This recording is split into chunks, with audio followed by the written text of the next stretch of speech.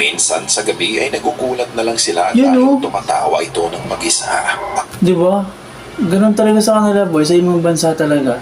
Talagang kahit ganyan, isip mo 15 months pa lang ha, pero nakahiwalay na sa pagtulog. Tila nakikipaglaro pa kahit wala naman itong kasama sa kwarto. Nakakatakot, Isang boy. beses na ulit na naman ang ganitong pangyayari. Ngunit hindi takot ang naramdaman ni Devin para sa anak niya. Lalo na nang mapanood niya ang CCTV footage Oh? na to. Hindi siya natakot. Ay! Ano? Ay! Gawin, kinalabutan ako. Nilalaro siya. Ay, good thing yung boy Hindi niya nanakit kung ano man yun Jada.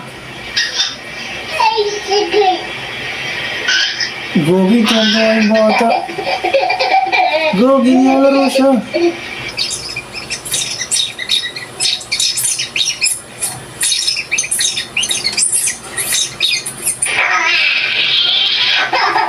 Hello? May binabanggit na pangalan, Jada.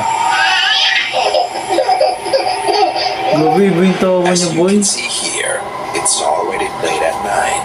Pero gising na gising pa din ang anak nila. Di kaya nila narinig yung sa kabilang kwarto. Ang bata at hagikik ng hagikik na para bang nakikipaglaro lang. Maririnig mo Halata naman dalawang nakikipaglaro, beses no? niyang tinawag Nilalaro ang siya. pangalang Jada. Yun ang problema, ba't nagbanggit ng pangalan? Sino si Jada?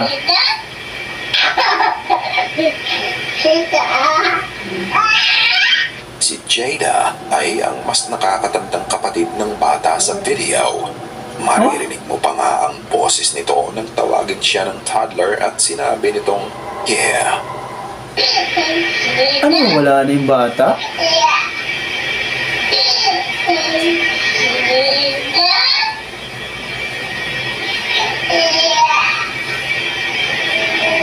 Jada. It's just the two sisters playing together late at night. Normal interaction between growing siblings.